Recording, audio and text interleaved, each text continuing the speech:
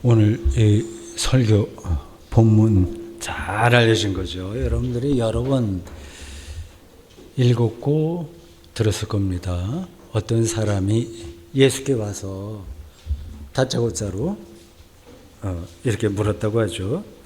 선한 선생님이요, 내가 무엇을 하여야 영생을 얻으리이까? 예수께 와서 질문한 사람들 중에 꼬투리 잡으려고 하는 사람들이 많이 있었어요. 원래는 바리새인 같은 사람들이에요. 시험하는 거죠.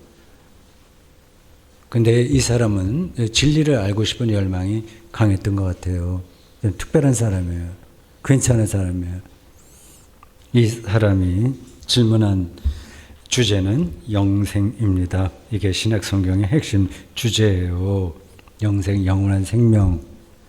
이게 도대체 뭘까요? 이 사람이 영생이 뭔지 알고 방법론을 찾는 것일까요? 어떻게 하면 영생을 얻는가? 아니면 영생이 뭐냐 그거를 묻는 것일까요? 다 연관되겠죠. 니고데모와의 대화를 보도하는 요한복음 3장은 이 영성에 관해서 여러 번 언급했습니다. 요한복음에 특별히 이 단어에 주목하고 있어요. 이는 그를 믿는 자마다 영생을 얻게 하려 하심이니라. 하나님이 세상을 이처럼 사랑하사 독생자를 주셨으니 이는 그를 믿는 자마다 멸망하지 않고 영생을 얻게 하려 하심이라. 요한복음 3장 15절과 16절입니다. 유대인들과의 논쟁 중에서 예수께서 이렇게 말씀하셨어요. 같은 요한복음 10장 28절이에요. 내가 그들에게 영생을 주노니. 좀 이상하죠, 이 말들이요. 예수가 누군데 사람에게 영생을 준단 말이야. 그 영생을 받으면 정말 영원하게 사나? 그런 질문이 가능합니다. 그렇게 질문하면서 성경을 읽어야 돼요. 근데 예수께서는 이렇게 말씀하시네요. 내가 그들에게 영생을 주노니 영원히 멸망하지 아니할 것이요 또 그들을 내 손에서 빼앗을 자가 없느니라. 나사로를 살리는 이야기에서 예수께서는 마르다에게 이렇게 말씀하세요. 무릇 살아서 나를 믿는 자는 영원히 죽지 아니하리니. 이게 영생이죠. 죽지 않는다고 그랬으니까요. 이것을 내가 믿느냐? 요한복음 11장 26절이에요. 이런 이야기를 들으면 세상 사람들은 그리스도교는 뭔가 뜬구름 잡는 이야기를 자꾸만 해. 좀 실제적인 얘기를 해야지. 영생이 무슨 영생이냐? 이렇게 질문할 거예요. 아마 여러분들도 세상 사람만이 아니라 그리스도인들도 계속 그런 질문은 남을 겁니다. 어떻게 사람이 영원히 죽지 않냐 하고 말이죠. 성경은 사람이 죽지 않는다고 얘기하지 않습니다. 오히려 죽는다는 사실을 강조해요. 오히려 더 강조합니다. 다만 사람이 왜 죽어야 되는지를 묻고 하나님 안에서 죽음이 극복된다는 사실을 이야기합니다.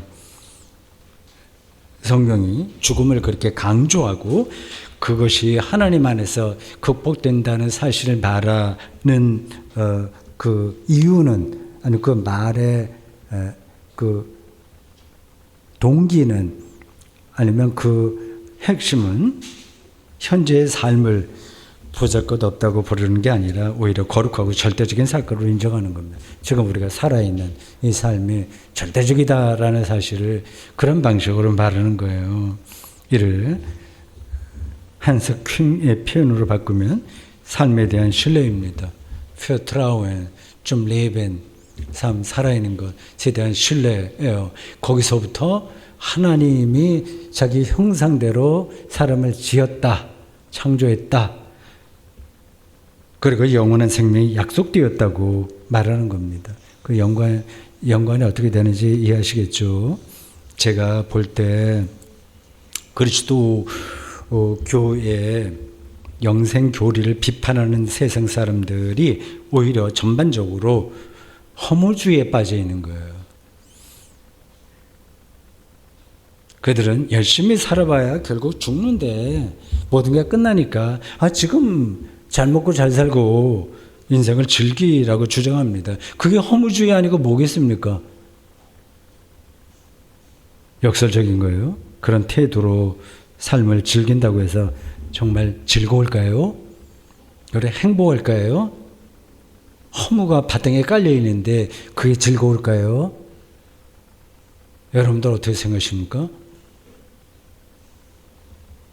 오늘 예수께 와서 영생에 대해서 질문하는 사람은 누구 못지않게 삶을 성실하게 살았지만 그것으로 만족할 수 없었습니다. 오랫동안 고민했겠죠. 인생의 궁극적인 문제로 힘들어하던 사람이 보통 멘토를 찾아간다고 그러잖아요. 뭐 고승을 찾아간다거나 한 수 배우려고 하잖아요. 깨달음을 얻기 위해서 찾아간다고 하지 않습니까? 보통은 이제 그런 관심도 없어요. 그냥 그럭저럭 묻혀서 삽니다. 정말 그 근본에 대해서 궁금증이 있는 사람들은 못 견디는 거예요. 그거를 해결하려고 최선으로 노력합니다. 그렇게 찾아가는 거예요. 진리를 찾는 거죠. 그런 심정으로 예수를 찾아온 거예요. 이 사람은 두 단계로 대답을 듣습니다. 첫 단계는 십계명 준수입니다. 보면 마가복음 10장 19절에 6 항목이 언급돼요. 네가 계명을 안 하니 살인하지 말라, 간음하지 말라, 도적질하지 말라, 거짓 증언하지 말라, 속여 빼앗지 말라, 내 부모를 공경하라 하였느니라. 십계명의 뒷부분에 나오는 6 항목이에요. 앞에 나오는 4 항목은 하나님 앞에서 지켜야 될 거고, 뭐 이것도 뭐 하나님 앞이나 마찬가지긴 한데 조금 더 구체적으로 인간 관계를 이야기합니다. 이 사람은 예수님의 그 말을 듣고 잘 지켰습니다. 어려서부터 나는 모태신앙입니다. 어릴 때부터 반듯하게 한눈 팔지 않고 이 십계명 당신이 말한 이거 잘 지켰습니다. 이렇게 자신 있게 대답했습니다. 속으로 흡족했겠죠. 내가 인정받는구나 라고 말이죠. 이 사람이 실제로 이 계명을 잘 지켰는지, 이 계명을 형식이 아니라 본질의 차원에서 지켰는지 여부는 알 수 없으나 당시의 기준으로 볼 때 가장 모범적으로 살았다는 사실만은 분명합니다. 분명한 것 같아요. 이런 사람들이 많으면 그 사회는 건강해져요. 여러분도 다 마찬가지겠지만 여러분의 자녀가 그런 사람이 되기를 원하죠. 또 그런 사람들이 많으면 교회도 풍성해집니다. 좋은 공동체가 되는 거예요. 문제는 이렇게 모범적이면서 도덕적인 삶만으로, 그런 인생만으로 사람의 영혼이 풍성해지지 않는다는 데 있습니다. 동의하시죠? 근데 착한 거로 되지 않는다는 말이에요. 이 사람이 영혼의 풍요로움을 누린다면, 그렇게 살았다면 굳이 예수님을 찾아오지 않았겠죠. 오늘 이 본문에 등장하는 이 사람이 오늘 우리 사회에서 구체적으로 어떤 사람인가를 한번 생각해 보십시오.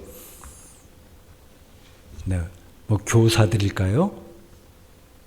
일반적으로 이제 모범적인 그 학창 시절을 보냈다고 얘기하잖아요. 아이들을 가르치니까. 교수일까요? 서울의 명문대학을 나와서 정부나 대기업체 고위급으로 올라간 사람이나 의사나 판사나 뭐 요즘식으로 하면 아주 잘 나가는 유튜버일지 모릅니다.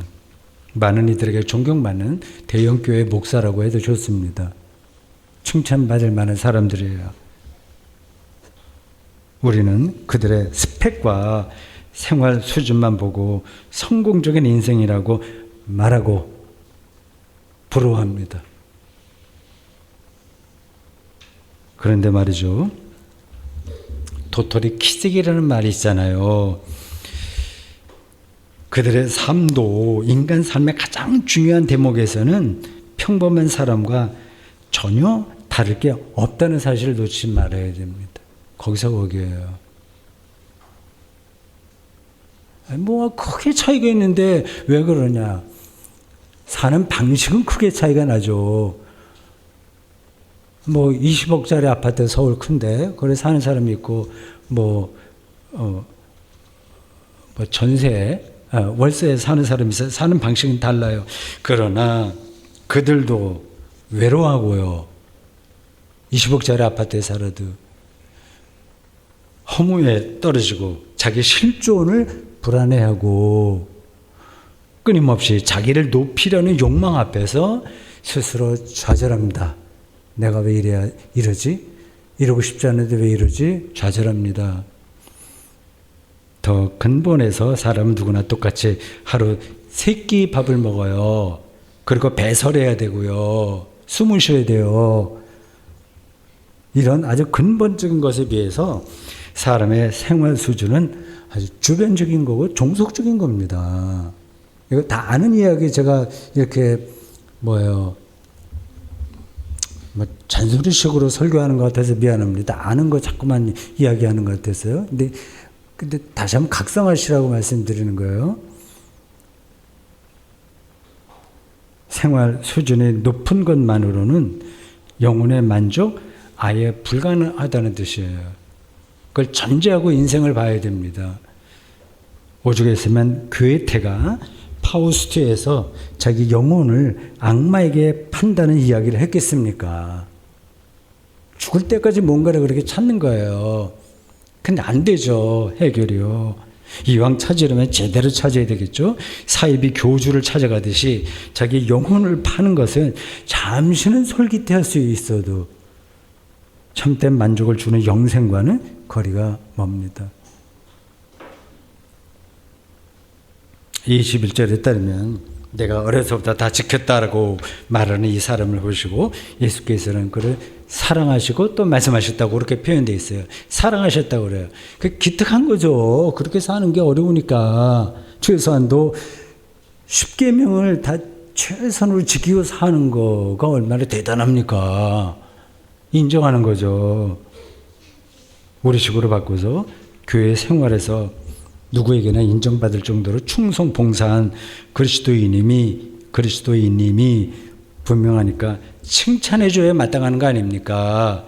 그래, 됐다. 이제 너를 확인했다. 그러니 돌아가서 지금까지 살아왔듯이 성실하게 그대로 쭉 살면 충분하다고 조언할 만한 상황입니다. 그런데 예수께서 뜻밖으로 그에게 당신 재산 포기해라.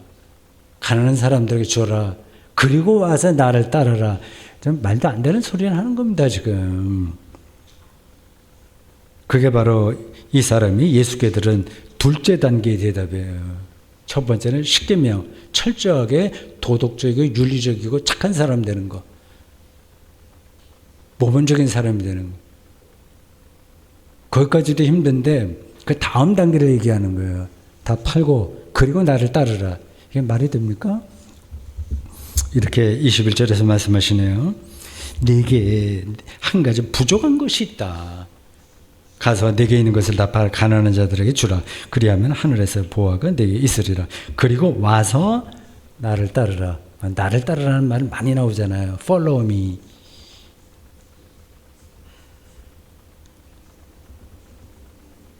이 말씀은 성실하고 착한, 그래서 예수님께 인정받을 마땅한 이 사람에게는 곤혹스러운 요구입니다.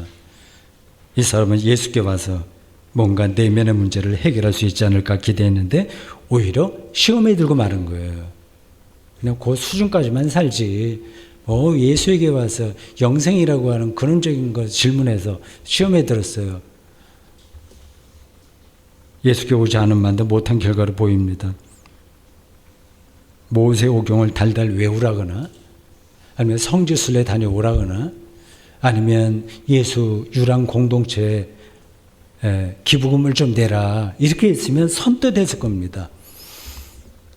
그런데 이 사람에겐 일종의 아킬레스건인 재물 문제를 언급하셨어요. 피해 나갈 구멍이 없습니다. 자기의 위선이 까발려진 셈입니다. 사람들에게는 대단히 모범적이고 고상하고 십계명을 철저히 지키는 사람인데 재물은 포기할 수 없는 거죠. 더 이상은 자기가 요구하는 게 없는 거죠. 그러면서 짐짓 거룩한 것, 경건한 것처럼 영생을 질문하고 있는 겁니다. 그 수준이 훨씬 좋은 뜻으로 수준이 훨씬 미친데 그걸 찾는 거예요. 위선이 들통난 거죠. 이 사람이 떠나자 예수께서는 23절에서 이렇게 말씀하십니다. 재물이 있는 자가 하나님 나라에 들어가기가 심히 어렵다. 영생을 얻기가 심히 어렵다. 그 얘기예요. 이 말씀이 실제로 옳을까요? 이 말씀이 옳다면 지금 부자들은 하나님 나라와 거리가 멀다는 말이 됩니다. 그렇잖아요. 한국 교회는 성경을 문자적으로 믿는 경향이 있는데 이런 말씀은 잘 문자적으로 안 받아들여요. 재산을 하나님의 축복으로 보는 경향이 아주 강합니다. 물론 부자이면서도 신앙이 좋은 사람도 없지 않습니다. 그러나 원칙적으로만 본다면 그게 어렵습니다. 그래서 예수께서는 마태복음 6장 24절에서 사람이 하나님과 재물을 겸해서 섬기지 못한다고 말씀하셨습니다. 교회 밖에 있는 사람들은 이런 말, 겸해서 섬기지 못한다고 하는 이런 말을 이건 실질적인 게 아니라 종교적 수사에 불과해. 아니면 부자가 되지 못한 그 가난한 사람들이 자기를 합리화하는 거야. 이렇게 말할지 몰라요. 자본주의 체제 아래서는 불법만 아니라면 부자가 되기를, 아니 더 정확하게는 발각만 되지 않으면 불법으로라도 부자가 되는 게 선이고 정의라고 사람들이 생각하잖아요. 이런 시대 정신 가운데서 하나님과 재물을 겸해서 섬기지 못한다는 예수님의 말씀을 우리는 어떻게 받아들여야 될까요? 이걸 이해하는 건 그렇게 어렵지 않습니다. 섬긴다는 말에 그 포커스가 있어요. 그거는 숭배하는 거죠. 믿는 거죠. 이 섬긴다는 말은 절대적인 대상으로 여긴다는 뜻이에요. 사람은 절대적인 것을 동시에 두 가지 못합니다. 하나만 할 수 있어요. 하나님을 절대적인 대상으로 여긴다면 그 이외의 것들은 절대적인 대상이 될 수가 없어요. 다른 것이 자기 절대적이라면 부자들에게는 이 재물이 절대적이니까 그럼 하나님을 섬길 수가 없습니다. 자기 믿는 구석이 있는데 든든한 백이 있는데 어떻게 하나님을 믿겠어요. 신용은 할 수 있죠.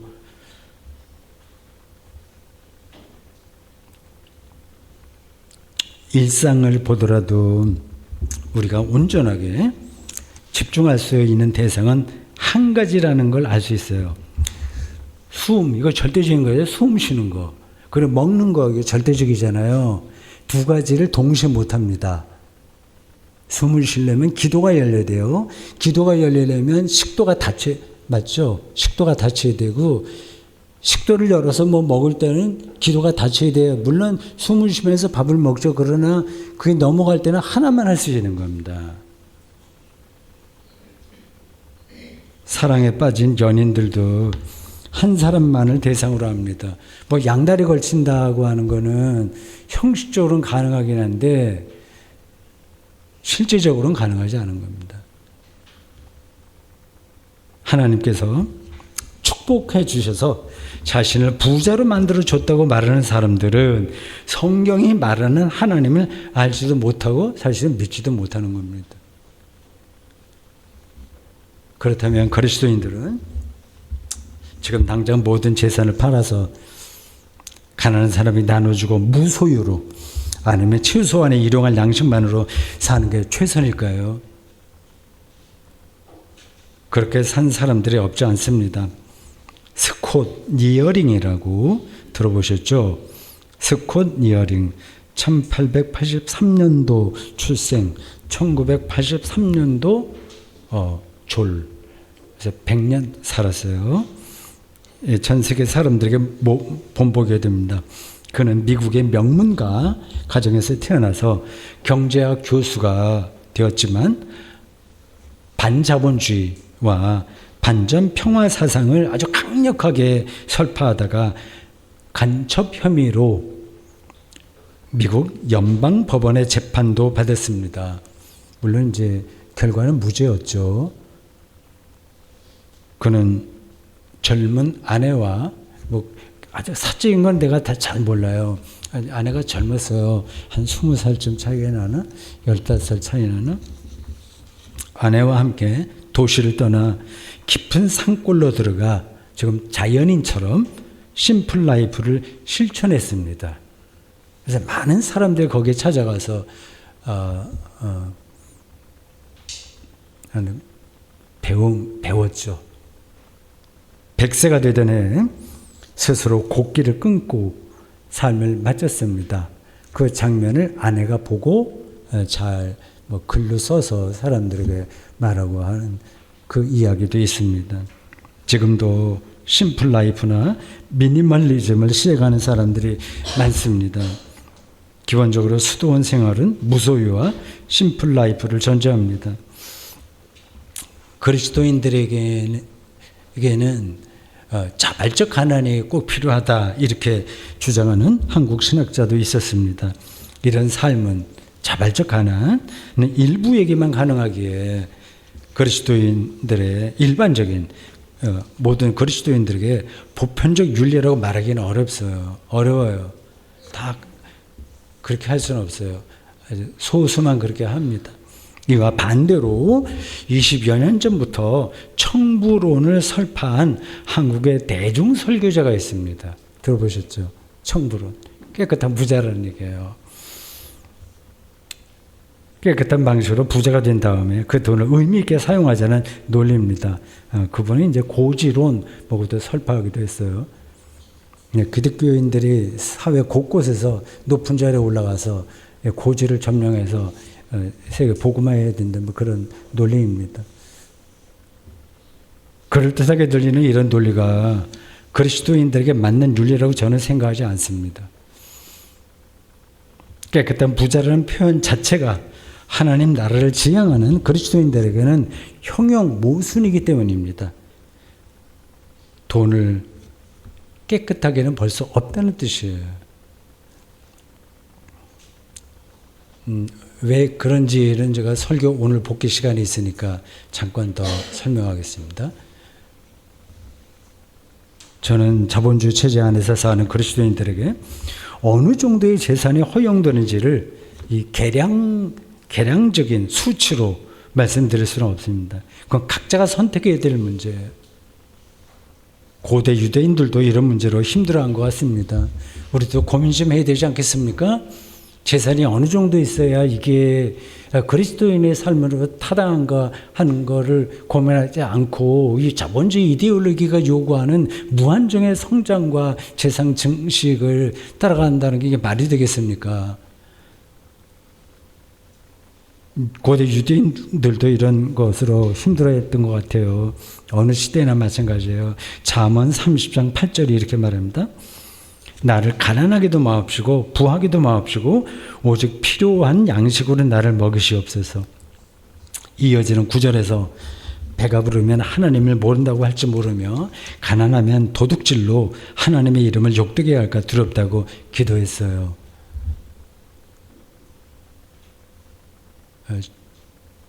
저도 예배 헌금 기도 시간에 그런 기도를 드릴 때가 있습니다. 필요한 거, 일용할 양식이 없는 사람들 그걸 허락해 주십사.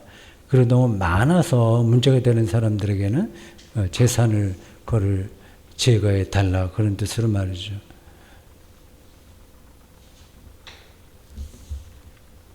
예수님을 찾아왔던 이 사람은 슬픈 기색으로 돌아갔습니다. 그가 이후에 어떤 인생을 살았을지는 우리가 모릅니다. 처음에는 충격을 받아서 돌아갔다가 나중에 생각해 보니까 예수 말이 맞아. 그래서 다 정리하고 예수의 제자가 다시 되었을까요? 모르죠. 아니면 예수님과는 담을 쌓고 살았을지도 모릅니다. 앞에서 말씀드렸듯이 이 사람은 상당히 모범적이고 경건한 사람이었어요. 당시 기준에 따라서 반듯하게 살아보려고 노력했고 더 나아가서 영생에 관심이 있었으니까요. 그런 방식으로 그럴듯하게 보일 수는 있지만 어떤 결정적인 순간에는 그런 삶이 무너집니다.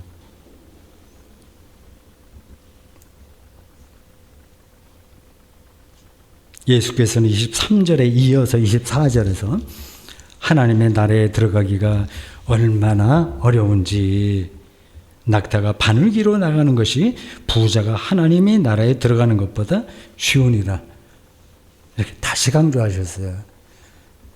하나님의 나라는, 즉 하나님의 다스림과 그의 세계는 완전히 거기에 몰입하는 사람에게만 허용됩니다.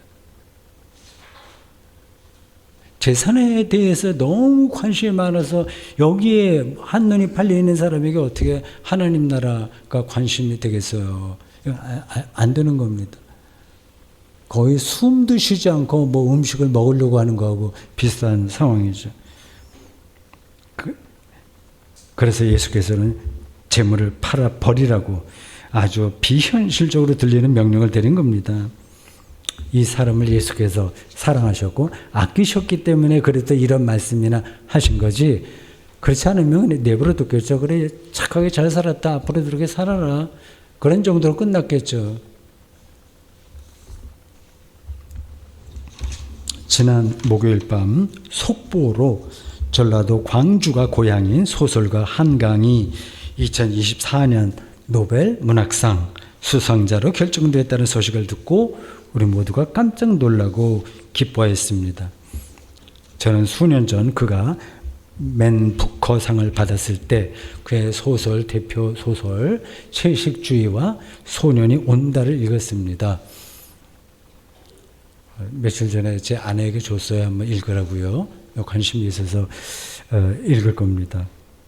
노벨 문학상 수상은 흔한 표현으로 가문의 영광이고 대대로 국가 차원에서 보더라도 경사 중에 경사입니다. 한강 소설가 본인은 노벨 문학상 수상을 당연히 기쁘게 여기겠으나 자기 인생에서 결정적이라고 여기지는 않을 겁니다. 그런 큰 상으로 자기의 문학적 역량이 보장되는 게 아니며 문학 행위를 상으로 평가한다는 게 자연스럽지 않고, 그거 다 알 거거든요. 않고 상을 받지 못한 사람들의 마음을 앞으로 30년 동안 우리나라에서는 노벨 문학상 수상자가 안 나올 겁니다. 재밌으라고 내가 얘기했는데 여러분들이 전혀 그렇지 않으시나요? 상을 받지 못한 사람들의 마음을 헤아릴 수밖에 없으니까. 우리 식으로 얘기해서 대형 교회 목사들은 늘 작은 교회 그 자립하지 못하는 시골 교회를 그 마음 아프게 생각할 수밖에 없으니까 그 시골에 있는 사람들이 다 도시로 와서 도시교회가 커진 거잖아요. 다 비쳤잖아요. 큰 상을 받아도 마찬가지인 겁니다. 그 마음을 다 헤아리니까 그렇게 자기 인생이 결정적이라고 그 사람은 생각하지 않을 거예요. 기쁘긴 하지만요.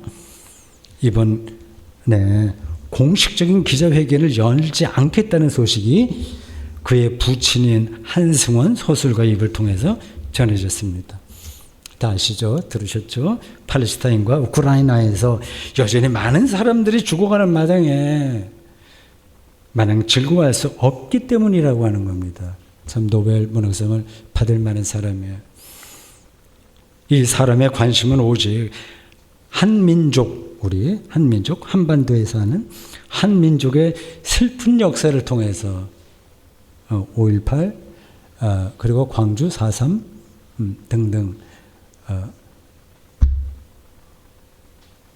그런 민족의 불행한 사건을 통해서 인간이 얼마나 폭력적으로 행동하며 그걸 어떻게 치유되어야만 하는가에 모였다는 게 그 증거 아니겠습니까?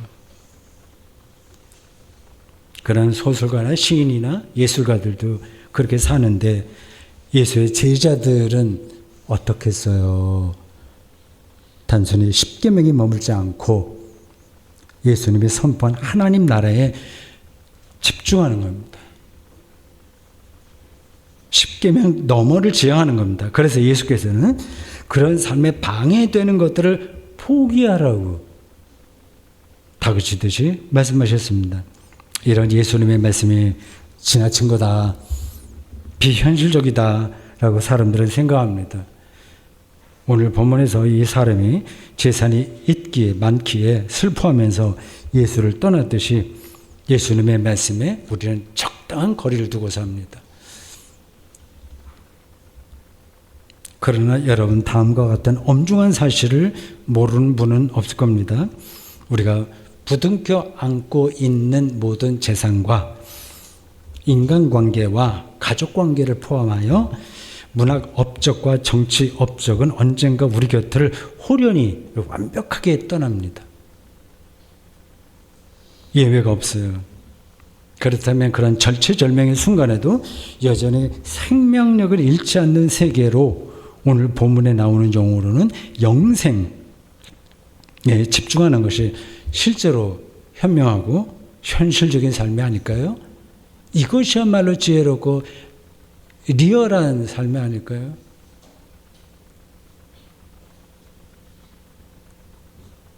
그리스도인이라면 누구나 그렇게 살고 싶지만 문제는 십계명 넘어가 가리키는, 십계명은 이 사회에 돌아가는 방식이에요. 좋은 쪽으로요. 그 넘어가 가리키는 영생과 하나님 나라가 손에 확실하게 잡히지 않는다는 데에 있습니다. 삶에 관한 생각을, 삶에 대한 생각, 인생에 대한 생각을 자체를 바꾸지 않으면 죽을 때까지 영원한, 성경이 말하는 영원한 생명은 눈에 들어오지 않습니다. 평생 그렇게 교회 생활해 보세요. 그게 들어오나? 안 들어옵니다.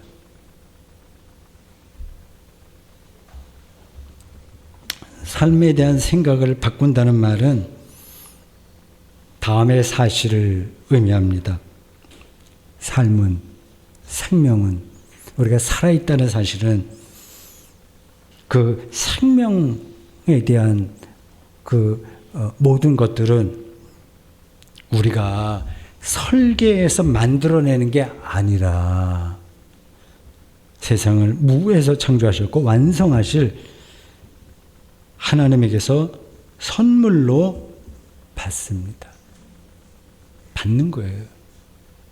근데 나는 못 받았는데 그런 얘기하면 할 말이 없어요. 예수께서 하나님 나라가 가까이 왔다 하신 이유가 거기에 있는 거예요. 이미 왔어요.